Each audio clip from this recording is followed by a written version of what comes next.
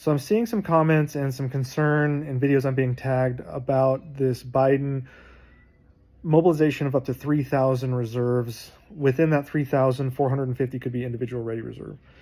So here are my feelings on what's going on. First and foremost, it doesn't increase the troop level caps of roughly 80,000 in the European theater with regard to Operation Atlantic Resolve.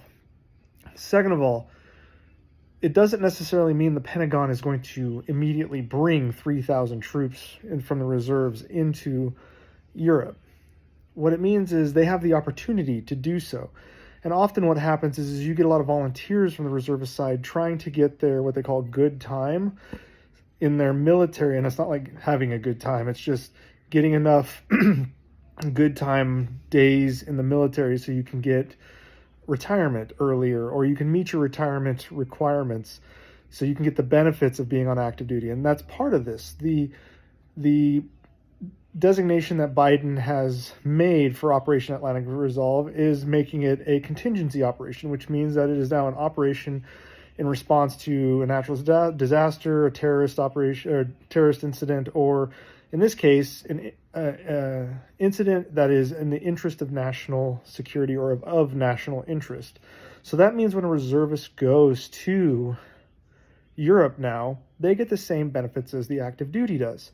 So what this sounds like to me is the reserves not having operations currently rolling in Afghanistan, Iraq, and other things, had a lot of units that are just kind of sitting, and soldiers are worrying that they're not going to get enough time to retire. So the reservists went to the Pentagon and said, hey, can we get in on this Operation Atlantic Resolve action? And so what that means is because the reservists can now go, they can rotate in and out. It's not going to increase troop levels. This isn't a bolstering of troops. It just means that the reserves are now able to be tapped to go and support. And often what these reserves do is they go and support in a way that frees up the active duty to focus more on their warfighting necessities. The reservists can do things like manage maintenance or be cooks and stuff. And there's send infantry, reservist infantry, and things of that nature as well. But what it really sounds like is there's already an active duty rotation using Operation Atlantic Resolve. Units rotate in and out of Poland / Germany / really anywhere, wherever they're directed in the European theater, but often it's just Poland, Germany, those places. But with this now, reservists can go, and that means that you can get more benefits as a reservist. You can get your good time in. You can potentially meet your retirement earlier because you have deployed, quote unquote, deployed to Operation Atlantic Resolve, which is now a contingency operation. So I just don't think this is anything to get really concerned over. People are like, oh, he's calling up reserves. It's going to be World War III. No, actually, these reservists just get to rotate in just like the active duty now. They're not increasing troop numbers. They're not preparing for war in any meaningful way other than what they have been already. It seems like this is just allowing reservists to come and gain the experience, to gain the benefits.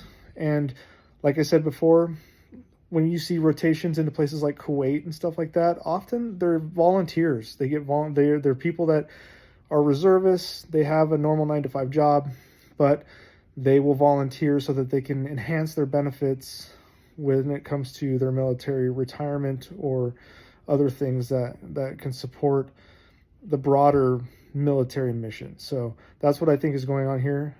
Don't get overly concerned. Again, this isn't a bolstering of troops. It just means that active duty isn't the only ones shouldering the weight of rotating in and out of support of Atlantic Resolve in Eastern Europe.